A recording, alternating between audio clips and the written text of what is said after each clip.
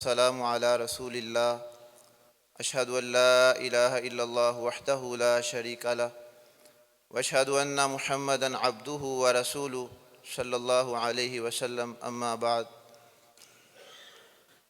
سب سے پہلے تو اللہ تعالیٰ کا شکر ہے کہ اس نے یہ ایک خوبصورت محفل و مجلس منعقد کرنے کا ہمیں موقع دیا۔ اس کے بعد تمام اساتذہ کرام اور مدیر الجامعہ اور اس جامعہ کے تمام اراکین کا شکر ہے۔ ہم ان کے شکر گزار ہیں کہ انہوں نے اس خوبصورت پروگرام کو ترتیب دیا۔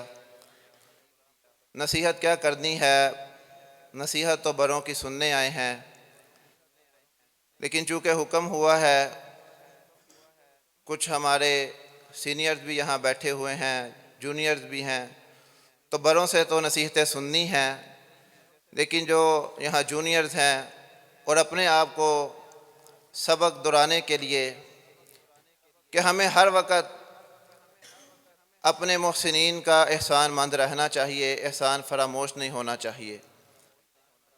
ایک مرتبہ میں جمعہ کی نماز کے بعد بیٹھا ہوا تھا تو کچھ ساتھی بھی وہاں بیٹھے ہوئے، احسان فراموشی کے حوالے سے گفتگو ہو رہی تھی کہ ایک جوان جب جوانی کو پہنچتا ہے تو اپنے والدین کی تمام ان کے احسانات کو بھول جاتا ہے، احسان فراموش بن جاتا ہے۔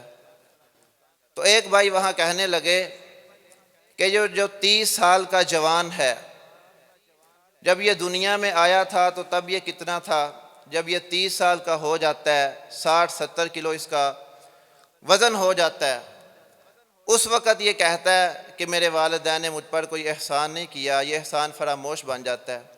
وہ کہنے لگے کہ والدین کے تمام احسانات کو ایک سائٹ پہ رکھا جائے، اس کے صرف جسم کو، لباس بھی نہیں، صرف اس کا جسم، جب یہ آیا تھا 2-3-4-5 کلو کا، اب یہ 60-70 کلو اس کا جو وزن ہو گیا ہے، اگر اس کے گوشت کو تقسیم کیا جائے روپے پیسے کے اوپر، تو اب تک اس کے اوپر جو رقم لگی ہے اس کے والد محترم کی، اس کے والدین کی، وہ 25 سے 30 لاکھ روپیہ ہے اس کا 60-70 کلو کا جسم بنانے میں۔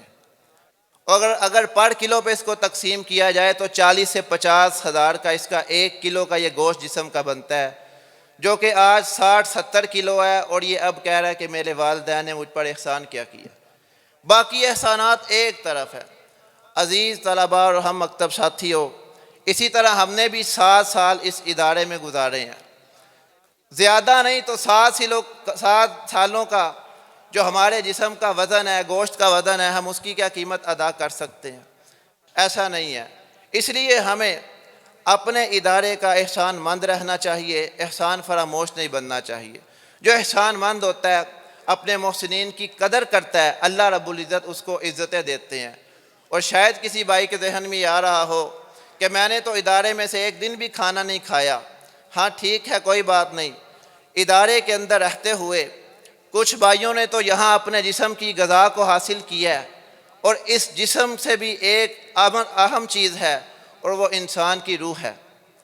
جسم کی غذا اگر وہ کسی نے ہمیں پہنچائی ہے، ہم اس کا حق ادا نہیں کر سکتے، تو جسم سے جو اہم چیز روح ہے، جس نے ہماری روح کی غذا ہمیں پہنچائی ہے، اس کا وہ ذریعہ بنا ہے، ہم اس کا حق کیسے ادا کر سکتے ہیں؟ اس لیے عزیز بھائیوں، ہم مکتب ساتھیوں، ہمیں اپنے ادارے کا، اپنے اساتذہ کرام کا ہر وقت احسان مند رہنا چاہیے، کسی موقع پر بھی ان کی احسان فراموشی نہیں کرنی چاہیے۔ اللہ سے دعا ہے اللہ رب العزت ہمیں اپنے محسنین کا احسان مند بنائے۔